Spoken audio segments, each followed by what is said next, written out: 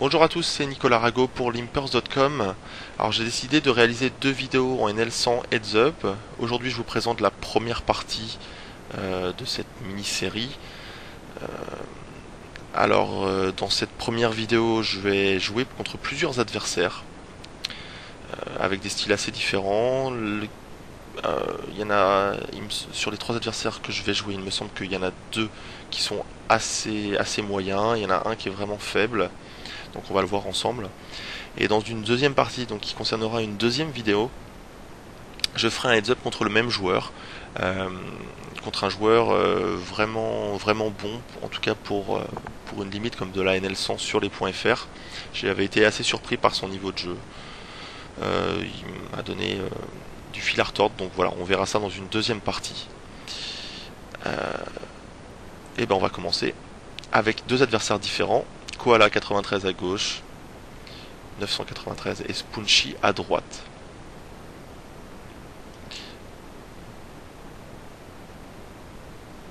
Alors je ne sais plus quelle stratégie, je vais faire une petite parenthèse avant de rentrer dans le vif du sujet, je ne sais plus quelle stratégie j'ai employée ici dans ce heads up, si j'ai mini raise ou attaqué à 3 blindes au bouton. En fait j'ai changé un peu ma façon de jouer le dernier mois. Je me suis remis à mini raise beaucoup contre les règles au bouton pour plusieurs raisons. Alors je vais vous l'expliquer, c'est intéressant même si ici j'ai des joueurs de NL100. Mais vous allez comprendre pourquoi ça peut m'arriver de le faire. Les joueurs ont tendance à beaucoup tribet. Alors c'est assez gênant quand on raise à 3 blindes pré-flop, puisqu'on va quand même relativement souvent fold. Donc on va dépenser une blinde de plus que si on avait mini raise. Ça c'est un des problèmes. Et le deuxième problème, c'est que la plupart du temps, il y a des adversaires qui ont un jeu pré-flop qui est bien défini et qui ne changera quasiment pas en fonction de l'adversaire. Donc c'est des joueurs qui vont tribet avec le même pourcentage du temps et ils vont call hors position avec le même pourcentage du temps, ce qui est une faute. Puisque si je mini raise en fait, évidemment même si on a no limit, il y a une histoire de code quand même. C'est beaucoup plus facile de payer hors position et on se doit de payer avec des mains un petit peu plus faibles hors position. Alors soit l'adversaire ne va pas s'adapter et va continuer à fold beaucoup trop, c'est-à-dire qu'il va continuer à fold peut-être 65% du temps sur les mini races, ce qui est une erreur. Soit l'adversaire va commencer à changer sa façon de jouer. Et dans ces cas-là, j'ai l'espoir qu'il se retrouve dans des spots qu'il a moins l'habitude, c'est-à-dire jouer des mains comme 5 et 6 off ou As 6 off, As 2 off, des mains comme ça. Donc voilà, c'est un petit peu le but de la manœuvre. Et en règle générale, c'est important d'avoir des différentes façons de jouer contre quel que soit contre un éventail d'adversaires différents. Alors ici, je ne sais plus si j'ai mini raise ou attaqué à 3 blindes. Euh, à droite, j'ai un second barrel facile. Contre la plupart des adversaires que je ne connais pas et que surtout des adversaires de NL100, ici je vais barrel la turn parce que j'ai de la value à prendre sur des paires plus draw, des paires plus gutshot, des mains comme Val et 9, etc. 10 et 9. Euh,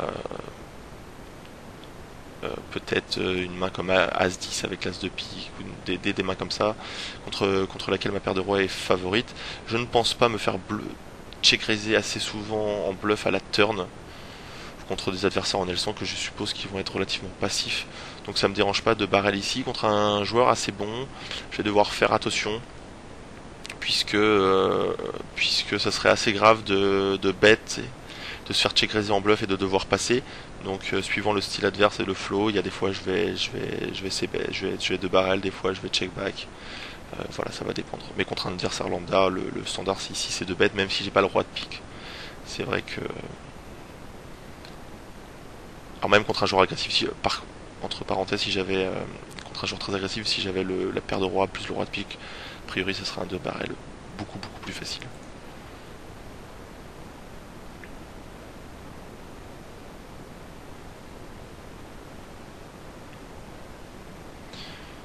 Alors, la River, la doublette du valet, était plutôt une bonne carte pour ma main. C'est pas évident de prendre de la value ici. Euh, c'est pas évident. Alors, je dis que c'est une bonne carte puisque les mains type 10 et 9, les piques, etc., tout à bust. Tirage quinte, tirage couleur. Maintenant, il pouvait avoir un valet et avoir touché, ce qui fait que qu'il a la gagne. Mais contre toute sa range, c'est quand même une bonne carte. Une mauvaise carte aurait été évidemment un 9 de pique ou une carte comme ça, même un 9 de cœur, ça touche beaucoup sa range. Il peut avoir fait quinte, il peut avoir fait deux paires. Ça aurait été vraiment une très mauvaise carte. Ici, j'ai pas trop d'historique avec l'adversaire, donc je pense que c'est un check back. Les seules mains contre lesquelles je peux prendre de la value, ça va être 10 et 9, peut-être As 10. Et je suis pas sûr encore. Donc voilà, il y a des fois il peut m'avoir trappé avec couleur. Donc je pense que sans info, c'est plutôt un check. Et voilà, il m'avait trappé avec couleur. Donc c'est intéressant ce qu'il a fait. Il a juste check call avec tirage couleur au flop. Alors pour l'instant, je ne sais pas le niveau de mon adversaire. On va essayer de voir si c'est un adversaire qui est très passif et qui a effectivement tendance à check call tous ses draws, ou alors si c'est quelqu'un qui a tendance à mix. Donc il va falloir se rappeler ça euh, il va falloir se rappeler qu'il avait check call un draw, mais pour l'instant on ne peut pas faire de généralité. S'il s'avère qu'il est beaucoup passif dans d'autres situations, euh, qu'il a tendance à sous-jouer, par exemple des deux paires, etc., qu'il est très passif, qu'il a, qu'il a dans de rares occasions de check raise, dans ces cas-là, on pourra en déduire qu'il va sûrement jouer très passivement tous ses draws. Donc voilà, ça nous donnera des indications sur ses mains. Si par exemple on avait un adversaire qui était très agressif, il y a des adversaires par exemple qui vont check raise tout le temps leur tirage couleur. Alors c'est assez intéressant, puisqu'on sait qu'à la turn, s'il a check call, quand la couleur rentre, il ne l'a jamais. Donc, d'une part, nous on peut se permettre de barrel beaucoup plus facilement, puisqu'on n'a pas peur qu'il ait les pics, qu'il a la couleur. On va pouvoir catch des bluffs plus facilement si à la river il nous check raise par exemple et qu'on pense qu'il va essayer de représenter soit flush soit rien du tout, et qu'il a check call au flop, on peut éliminer la flush possible et donc hero call, etc., et faire du hand reading un peu plus facile. Euh, donc voilà, il y a beaucoup de joueurs de 2-4 notamment sur les points FR qui ont tendance à check raise beaucoup et qui vont check raise tout le temps leur tirage couleur, ce qui est une faute. Il faut équilibrer. Alors ce qui est intéressant, moi j'aime bien check call flop et turn avec des tirages couleurs à l'as, parce que j'ai de la showdown value. Ça me permet d'avoir dans mon range de check call, flop turn, d'avoir des couleurs possibles quand la couleur tombe à la river. Et donc voilà, j'aime bien sous-jouer ce genre de main. Et autrement, le reste de mes tirages couleurs, je vais avoir différentes façons de les jouer, check call, check raise, ça va dépendre de beaucoup de choses. À gauche, je sais pas si vous avez vu, j'ai ces bêtes sur 4-5-5, mon adversaire m'a check raise pas très gros, je le connais pas, ça veut pas dire grand chose son check raise, donc j'ai décidé de 3 bêtes pour prendre le coup. J'ai une gutshot, donc j'ai une main potable pour pouvoir 3-bet bluff. Contre un bon joueur, ce serait pas forcément une bonne idée de le faire, puisque il pourrait nous contrer et il serait suffisamment malin pour pas se laisser faire sur ce genre de board. Mais contre quelqu'un que je connais pas, je vais en fait surabuser du 3-bet bluff sur les boards où je me doute qu'il a souvent rien, et je vais aussi souvent check raise bluff au flop. Contre les adversaires plutôt faibles et qui se laissent faire, ça marche assez bien parce que vous allez prendre souvent le coup. Ça va être difficile pour l'adversaire de se défendre contre ça. Donc voilà.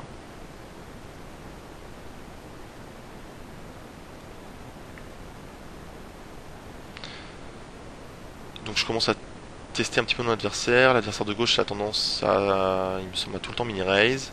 Donc je commence à tribet pas mal, à 7 blindes pardon, et voir un petit peu comment il réagit. Il y a des adversaires. Ce qui est intéressant, c'est d'essayer des choses contre les adversaires, parce que vous allez pouvoir vous apercevoir de certains leaks il s'avère qu'il y a des joueurs par exemple qui vont beaucoup call les tribets, mais qui vont être très weak dans les pots tribets, donc vous allez pouvoir les arracher et en voler beaucoup. Donc ça c'est intéressant de beaucoup tribet contre ce genre de joueurs. Faut pas avoir peur d'être payé si derrière vous arrivez à l'autre player assez facilement. Donc ici sur le coup à gauche j'ai un barrel très facile encore. C'est rare que je vais checker ici à la turn en position. Comme c'est un board assez drawy, j'ai misé fort. Non, j'ai misé que 4, je pourrais miser 5 ou voire pot. Effectivement, je préfère ce sizing là.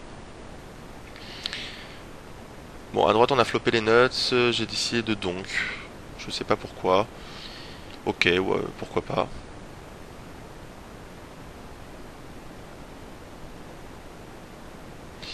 Mon adversaire, c'est intéressant, j'ai attaqué à 3 blindes, il m'a mini raise.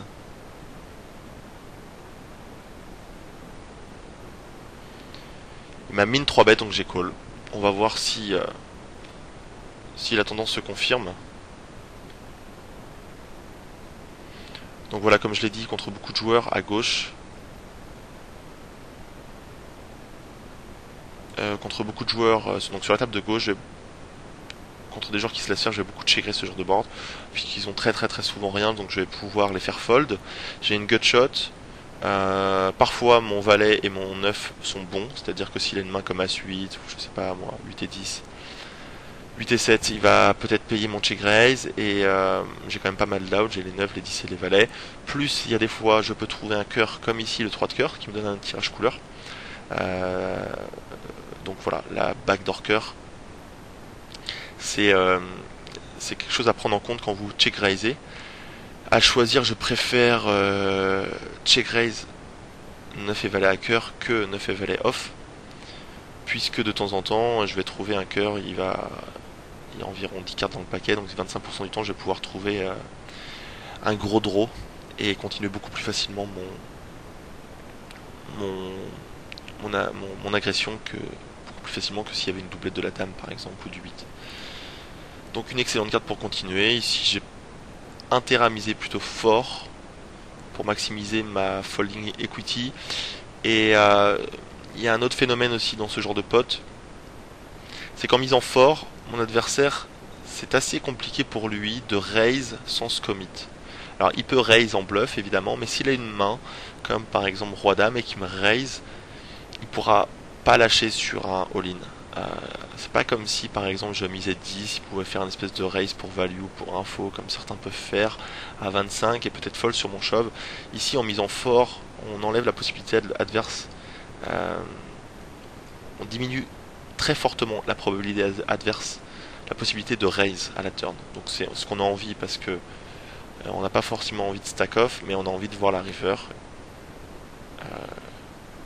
Donc voilà, c'est un sizing à mon avis très intéressant.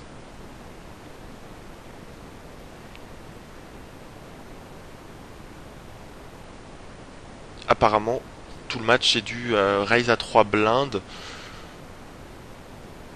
ce qui est beaucoup plus naturel contre des joueurs moyens faibles.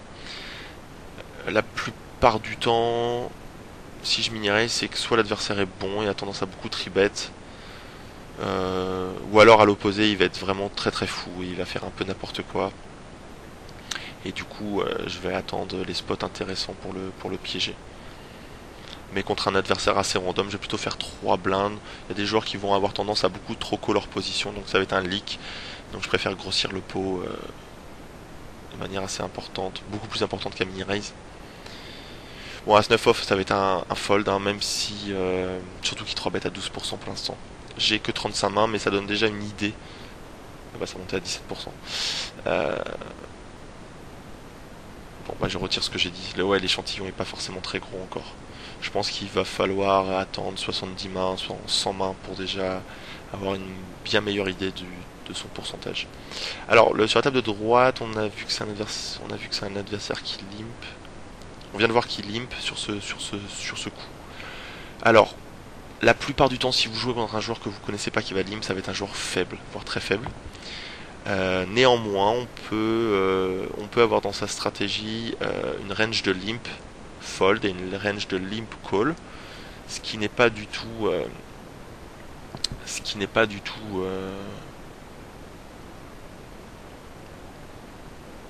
mauvais, mais il va falloir bien l'équilibrer. Il faut savoir pourquoi on le fait. Alors notamment, ça peut être intéressant contre des joueurs contre qui ils vont être assez irrités de voir des limps adverses. Et dans ces cas-là, ils vont avoir tendance à, hors position, à faire 4 grosses blindes de manière systématique. Donc ça c'est intéressant parce que vous pouvez vous permettre de limp call en fait, avec des mains comme Dame 10 et du coup vous allez jouer un pot à 8 grosses blindes que peut-être l'adversaire n'aurait pas joué si vous aviez raise normalement. Donc c'est assez marrant, ça peut avoir une dynamique intéressante. Sur la table de gauche, c'est un coup très bizarre. Alors, je vais vous le remémorer, je vais vous le redécrire si vous ne l'avez pas suivi. Au flop, j'ai check, mon adversaire a check back sur 5, 3, 10. Il y a eu un roi qui arrivait, j'ai misé 3 dans 4, mon adversaire a call. Il y a eu un 6 qui arrive, j'ai barrel la river en value et je me suis fait raise à 21. Donc évidemment, je préfère que mon adversaire me call ici à la river puisque j'ai très souvent gagné. Et quand il me raise, c'est assez inquiétant. Il me semble que j'ai hero fold ici, mais j'aurais dû call. Alors, il y a peu de mains qui me battent. C'est toujours le problème, mais contre ce genre de joueur, en général, il va jamais bluffer ici. Donc c'est assez paradoxal. Vous allez vous retrouver dans une situation où finalement, cet événement d'avoir barrel la river et que vous faites raise, ça va arriver très rarement. C'est un événement qui est rare. Dans cet événement rare, vous avez une proportion petite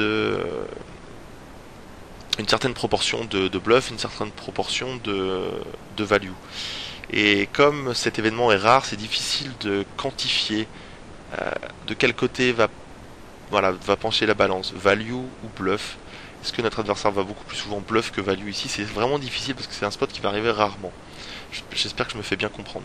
Donc dans tous ces spots un peu compliqués, c'est difficile, voilà, par définition de choisir la bonne voie et la bonne façon de jouer ce coup. Il me semble que j'ai fold, mais j'aurais dû payer.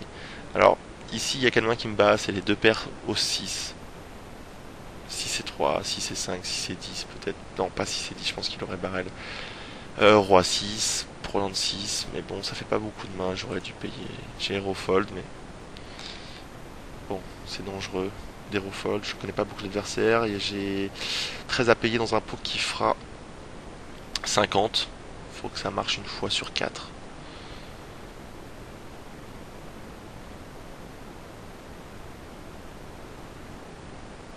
Alors comme j'ai enregistré il y a quelques temps cette vidéo, je me rappelle pas forcément de tout. Bon. Je me suis fait bluffer. Mon adversaire a flotte à la turn, c'est intéressant. Il n'avait rien. Donc ça c'est un truc qu'il faudra se rappeler. Et se dire que c'est un adversaire qui peut être tricky. Alors il va pas forcément l'être tout le temps, mais il peut l'être. Donc quand j'aurai des doutes sur certains calls, je pense que je vais plus pencher du call que du fold maintenant, parce que je sais qu'il est capable de faire des trucs un peu bizarres. Alors à noter qu'en montrant sa main, ça peut changer pas mal la dynamique, parce que c'est un truc que j'aurais jamais soupçonné de sa part. Alors maintenant qu'il me l'a montré, je sais qu'il est capable de faire certaines choses. Alors lui sait que je sais, donc peut-être qu'il va pas justement se mettre à bluffer. Là a priori s'il me fait un 3 barrel sur le prochain coup, je pense qu'il y a de grandes chances qu'il me bluffe pas. Après il faut être un adversaire soit complètement débile, soit d'un niveau très avancé, assez bon pour pouvoir rebluff 2 fois de suite. Au choix. Mais c'est rarement un adversaire moyen.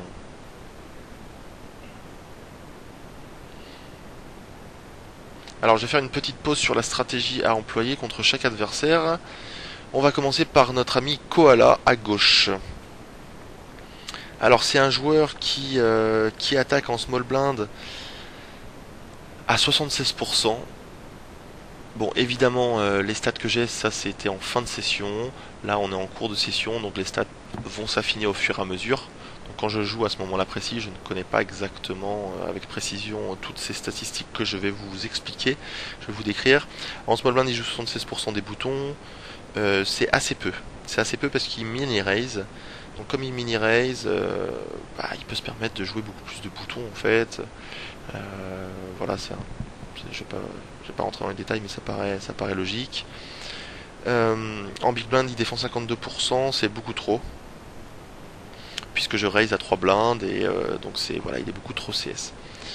Il tribet à 16%. Donc en fait, il va avoir à peu près 35% de call hors position, ce qui est beaucoup trop. Il va coller avec des mains très faibles, je pense, des mains comme 5 et 6, 4 et 5 off. Il va les payer hors position, c'est une erreur. Il tribet de manière modérée. Donc ça, c'est un de ses leaks. Nous, contre lui, on peut se permettre d'ouvrir un tout petit peu moins de boutons, mais continuer à ouvrir à 3 blindes. C'est-à-dire, puisqu'on n'a pas beaucoup de fold equity, on va folder les poubelles, on va folder le top le worst 15%, worst 20%. Euh, donc notre range, on aura une range descente contre la sienne, on sera en position, donc voilà, contre un joueur très moyen. Il s'ébête 60% du temps, de manière modérée, voilà, fold sur tribet 86%, 86, donc c'est vraiment un leak. Vraiment un leak, peut-être qu'il a eu, c'est possible qu'il ait eu un désert de cartes, mais a priori, il y a de grandes chances que ce jour-là fold en général beaucoup trop. Une stat normale, ce serait plutôt 65% de fold, quelque chose comme ça.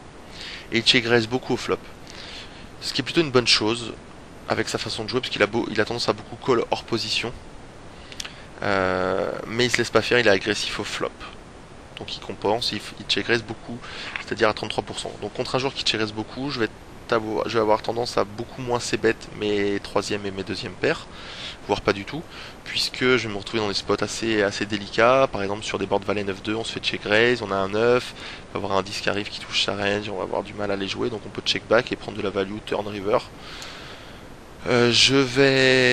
Contre un joueur comme ça, je vais tribet bluff au flop de temps en temps, un peu plus que contre un joueur très serré. Voilà pour ce joueur-là. Je vous expliquerai un petit peu le joueur sur la table de droite, Spunchy. On rentrera dans les détails plus tard sur son style de jeu. Mais déjà, je peux vous dire que c'est un adversaire qui est encore plus faible que celui de gauche, qui a des lacunes techniques bien plus importantes.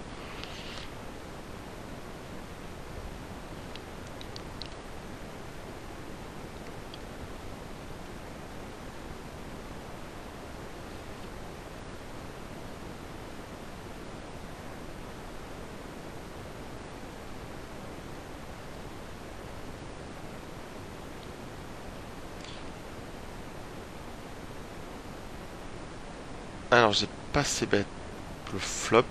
Sur As Valet 6, j'ai pas vraiment d'équité.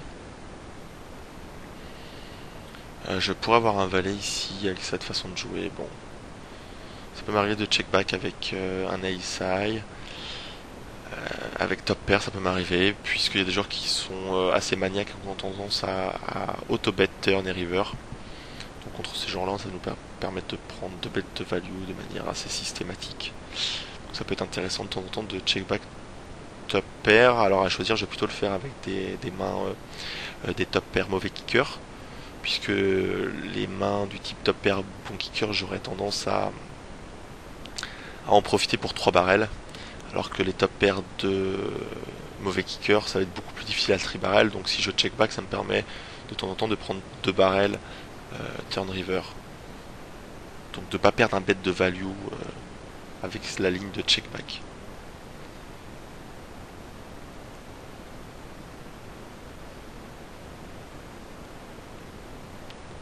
Alors là, je check son check raise, son pourcentage de check raise au flop. J'ai peu de mains sur lui, donc c'est assez difficile d'en tirer des conclusions. C'est très important de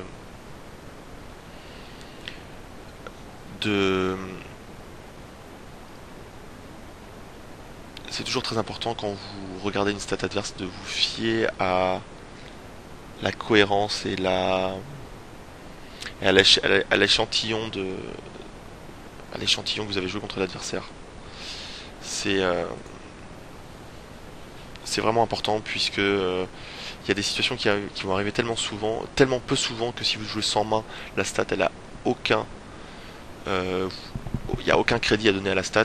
Typiquement le pourcentage de 4 bêtes ou le fold sur 4 bêtes, ça va arriver tellement rarement que ça va pas du tout être représentatif. Par contre sur 100 mains, si vous regardez le pourcentage du temps que l'adversaire a ouvert au bouton, là c'est très représentatif et vous pouvez vous fier à cette statistique là, du moins dans une certaine mesure.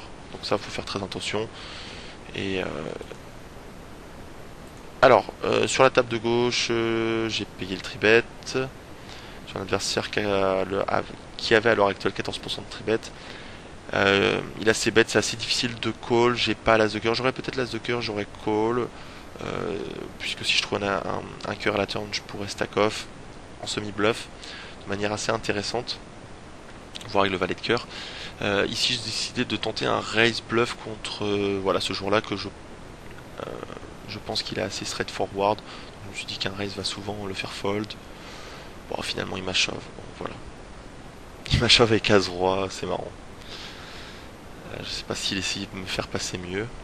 Alors, c'est pas son shove est pas mauvais. Bon, évidemment, si je fold, c'est que j'ai forcément moins bien parce que j'aurais call, j'aurais jamais raise avec troisième paire pour fold, j'aurais just call. Bon, j'aurais. Donc je vais pas fold moins bien, mais c'est vrai que la As-Roi c'est une main intéressante parce que s'il est call par une paire, par overpair, il a quasiment tout le temps 6 out pour le sauver, ce qui lui fait 25% d'équité, donc c'est intéressant. Fold equity plus l'équité en cas de call. Voilà, ça lui fait ça en fait un move très très intéressant, très profitable.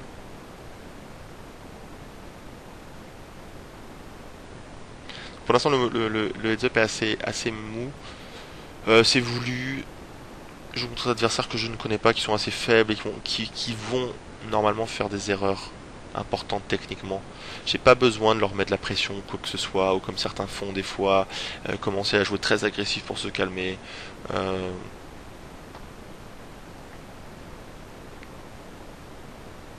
Bon, à noter que là, contre Kaola 93 sur le board sur la gauche, j'avais flippé trip, j'ai misé tout petit. Comme il avait tendance à check raise pas mal, euh,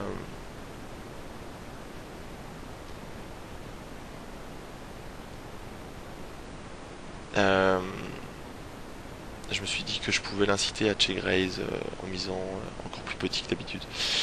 Ici, c'est vraiment close, je ne connais pas l'adversaire. Alors contre la plupart des règles, c'est un shove ici, puisque j'ai mon équité elle est descendre. Il y a des fois je peux m'en trouver en plus contre une paire inférieure. Quand je suis call, je suis pas vraiment crush. Je suis un petit peu moins bien, mais c'est correct. Et puis je vais prendre souvent, je vais prendre décemment le pot pré-flop de temps en temps. Donc c'est un shove, mais contre un joueur qui est vraiment très serré, que j'ai jamais vu 4 bêtes et que je ne connais pas, c'est beaucoup plus close. Il me semble que j'ai fini par fold, mais si mes souvenirs sont bons, une fois que la session était finie, quand j'ai repensé à ce coup, je me suis dit que clairement c'était un shove contre lui. Mais bon, ça je ne pouvais pas le savoir. Bon, il me dit GG, je dois aller bosser. Bon bah, Koala à plus, hein. À la prochaine. C'était une bien belle partie.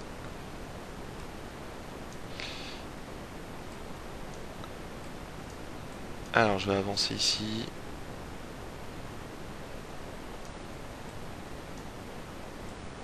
Non, je vais revenir sur ce coup. Je n'ai pas ces bêtes le flop.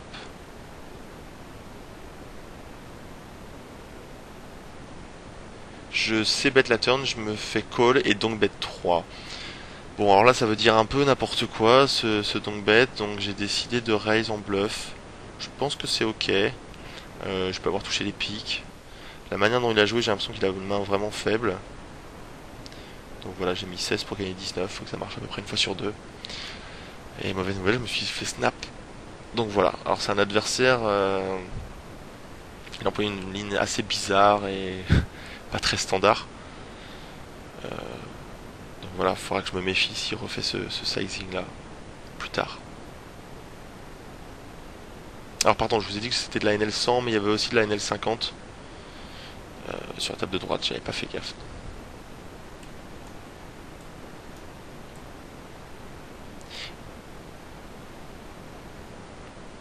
Et du coup, je me suis trompé, mais sur le coup, avec où j'ai 6 et 7 et que j'ai bluffé, j'avais C bet le flop, C bet la turn. Donc du coup, c'était beaucoup plus cohérent, je pouvais avoir un 10 ici.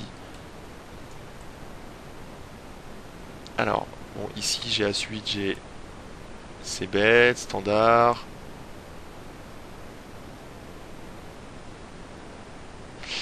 Je vais un petit peu trop vite. Excusez-moi. Mon adversaire me donc bête. Donc comme tout à l'heure, il faut que je me méfie, il peut avoir une main forte. Si donc bête petit. Bon ici j'ai un raise facile. Contre ce joueur-là, je vais pas sous-jouer, j'ai aucun intérêt à mixer, à faire des lignes un peu passifs. Je vais prendre de la value tout simplement.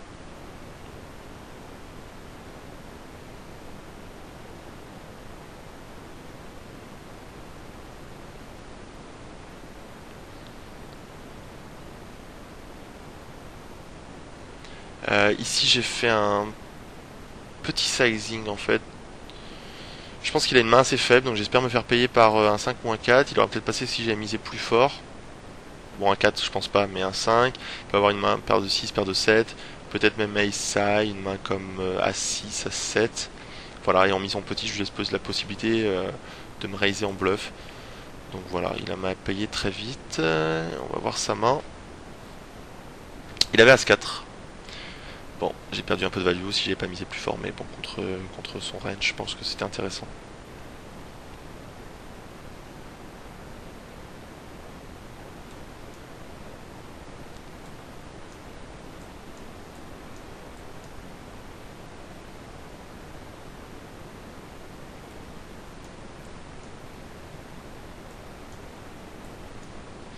Euh, NL200 à gauche, contre un nouveau joueur. Alors, je vais avancer un tout petit peu. Voilà. Alors maintenant je vais vous parler de Spunchny et de son style de jeu. Donc c'est un joueur assez faible. Il attaque autant de mains en big blind qu'en small blind, c'est-à-dire qu'il en joue 72%. Alors attaquer 68% en small blind, ça dépend du style adverse. Ça peut être correct comme assez mauvais, mais bon, je vois pas trop d'objections là-dessus. Sur par contre son pourcentage en cross blind, il défend 68%. Il joue 68% hors position, ce qui est catastrophique.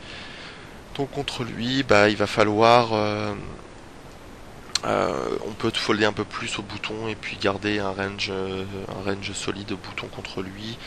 Il va continuer à call beaucoup hors position et puis il va se faire crush tout simplement. Il est CS dans les coups, il a tendance à donc bet des mains moyennes, alors ça je l'ai vu 2 fois. Il donc bet des mains du type deuxième paire ou top, top paire mais très mauvais kicker pour se situer. Donc contre ce genre de pattern, il va falloir value bet beaucoup plus sin, voire de temps en temps bluff les draws, puisqu'a priori quand il le fait, il a pas de draw. Voilà, et comme il a CCS, il va falloir éviter de le bluff, miser gros avec des gros jeux, c'est-à-dire le jouer simple, le jouer comme, voilà, comme un joueur faible. Hein. Il 3 bet assez peu, à 13%, et puis il a des problèmes de sizing, par moment il va min 3 bet, ce qui est un leak important. Donc voilà, c'est Spunchy l'adversaire de droite.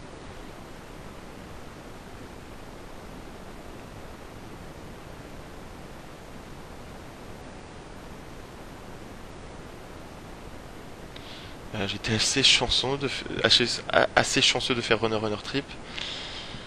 Euh, J'aurais pu raise à la turn. J'avais une main intéressante en semi-bluff. J'aurais peut-être pu faire passer des mains comme un valet, un 10, peut-être un as sur un barrel river ensuite. Du moins, je pouvais pas fold. Hein. C'était soit call, soit raise. J'avais 2 lignes intéressantes.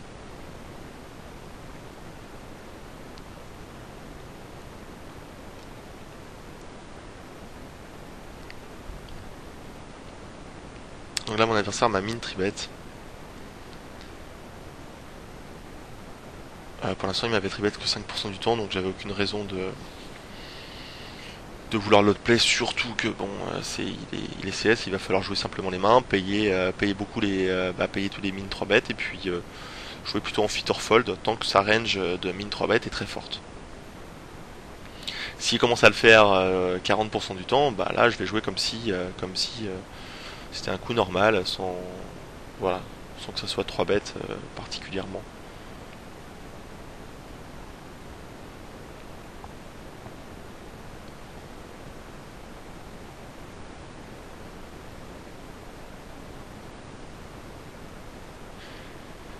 Alors les erreurs que ce genre de joueur peut faire, bon, c'est vrai que techniquement il va en faire beaucoup, mais une des particularités c'est qu'il ne saura pas fold sa main dans des gros pots.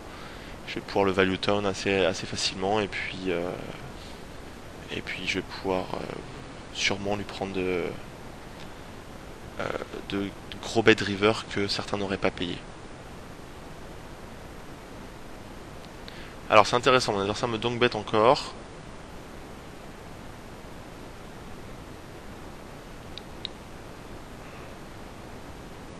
Ici pardon, j'ai aucun intérêt à raise évidemment. Si mon adversaire check, je vais check back. Si bet, bon là c'est petit, je suis obligé de payer évidemment. Cette fois-ci il l'a fait avec la meilleure paire, mais un mauvais kicker, et je pense qu'il le fait pour se situer un petit peu. J'aurais été curieux de savoir qu'est-ce qu'il aurait fait si j'avais raise. Alors, à la river, il est nullement question de raise, hein, évidemment. Mais si je bluffe, si j'avais rien en main, j'aurais été intéressé de savoir s'il aurait payé ce genre de coup. Je ne le sais pas encore. Je sais pas si il bet pour value en se disant ok, je mise petit, puis si je suis raise, j'abandonne, ou alors s'il va quand même me payer. Je sais pas.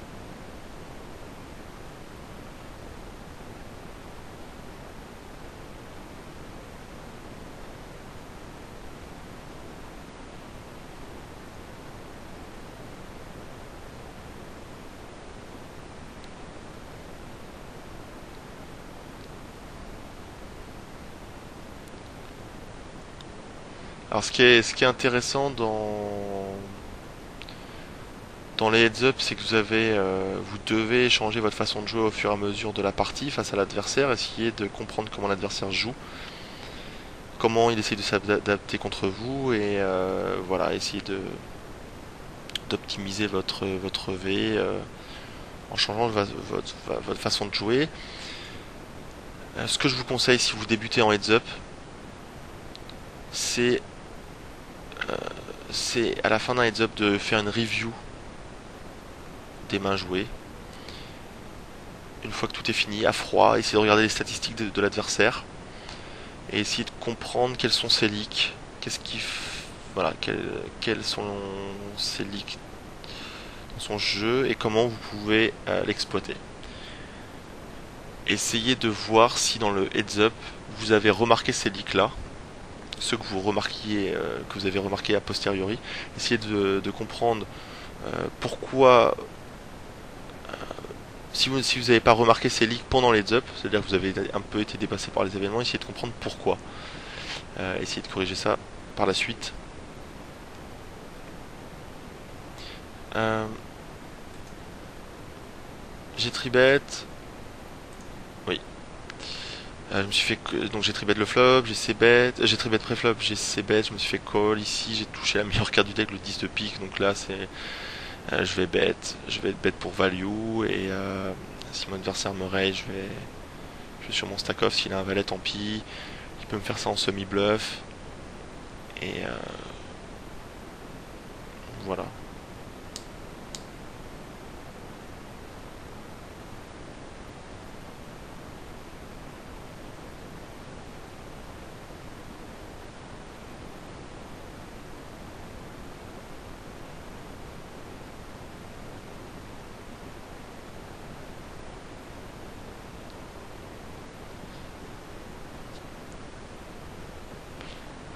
Contre un adversaire assez weak, c'est assez intéressant de barrer la couleur qui rentre dans les pots tribet, puisque si l'adversaire avait deuxième paire, troisième paire, c'est possible qu'il n'ait pas le pic en main. Il y a plus de chances qu'il l'ait pas en main.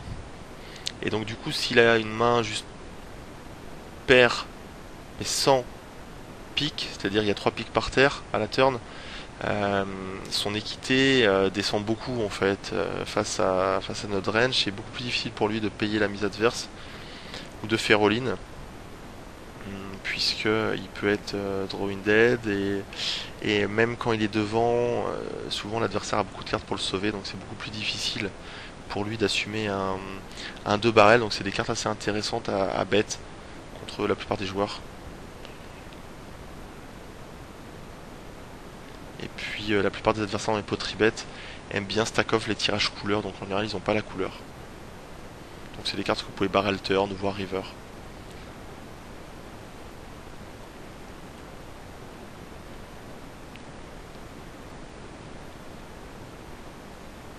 Alors, sur l'adversaire de droite, comme il check reste très peu, j'ai intérêt à assez bet pour value ici, au flop. J'ai touché la meilleure carte du deck. Donc on va 3 barrels. Comme il est assez CL, j'aurais dû faire plus. J'aurais dû faire un peu moins ici, 15. J'ai pote. C'est vrai qu'il y a des adversaires qui sont CS mais qui se méfient beaucoup du pot ou de l'overbet. Et leur call river va chuter drastiquement.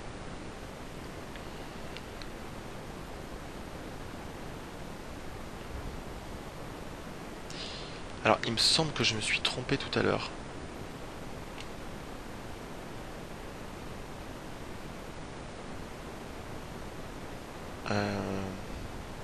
Je vais revenir en arrière.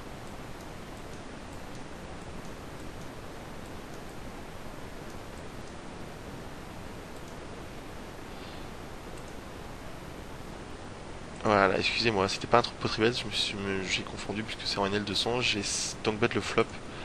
Je me suis fait call, donc je peux me faire call par beaucoup de mains. Et j'ai trouvé une bonne carte, donc là j'ai essayé bet pour value. Voilà, je me suis trompé, désolé. On va retourner ici. Voilà, c'est le fait de jouer en L200 et L50 que du coup au commentaire je me suis trompé sur la taille, je me suis laissé tromper par la taille du pot. Et je me suis fait payer par la CS, comme par hasard. Voilà, il m'a payé gros 8. C'est pas forcément un mauvais call, tous les draws ont bust. Voilà, bon, clairement contre lui j'aurais pas bluff ici parce que je sais qu'il est très CS. Et qu'il y a peu de chances de lui faire folder un roi ou une dame, donc je me serais pas amusé ici à bluffer river. Si j'avais deux barrels avec les trèfles par exemple, j'aurais abandonné la river contre lui. Mais bon, ça il le sait pas, donc voilà. Après contre un bon joueur ça peut m'arriver de call ou de fold ici à la river, c'est pas facile parce qu'un bon joueur va value sin, qui va value quasiment tous ses rois river, la plupart de ses bons rois du moins, plus les dames, plus voilà. Donc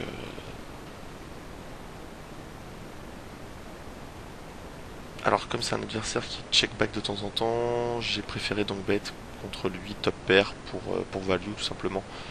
Et pour faire grossir l'opposition. Excusez-moi, pour faire grossir le pot.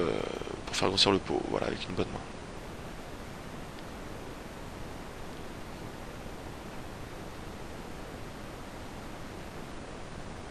Donc là j'ai touché tirage quinte. Contre lui, j'ai aucun intérêt ici à raiser, puisque c'est quelqu'un qui est CS. Donc bah si on a très peu de fold equity, autant jouer son draw passivement en position. Je touche la carte miracle. Et je me fais overbet all-in. Alors c'est assez marrant. Je me suis fait overbet 4 fois le pot. Donc je suis battu par 7 et 10. Et 10 et dame par 2 mains. Alors j'ai troisième quinte. Ça me fait un petit peu peur. Un petit peu peur qu'il ait quinte au-dessus. Mais bon... je me dis qu'il est assez mauvais. Il peut faire ça avec deux paires en bluff. Voire top pair. Voilà. Donc je suis obligé de payer... Mais bon, j'ai eu un petit temps où j'étais surpris par l'overbet en fait. Donc une belle donation, il a fait ça avec top pair, on sait pas pourquoi. Il est jamais payé par moins bien. Et je crois pas qu'il ait voulu bluff non plus, c'est pas ce qu'il a fait là. Voilà, il me semble que c'était la dernière main de cette vidéo. On en est à 45 minutes, c'est parfait. Donc ce qu'il faut retenir ici, c'est que contre des adversaires random, on essaye de jouer standard, on n'essaye pas de jouer tricky. On essaye de les jouer assez simplement. Euh, voilà, c'est déjà pas mal. Et on verra dans une deuxième vidéo, je vous donne rendez-vous dans une deuxième vidéo contre un adversaire d'un niveau bien meilleur, bien plus agressif, bien plus décent, contre lequel je serai obligé de changer mon style de jeu et je serai obligé de m'adapter voilà, à sa façon de jouer. J'espère que ça vous a plu. Je vous laisse et je vous souhaite une bonne fin de journée. Allez, au revoir à tous. Bye bye.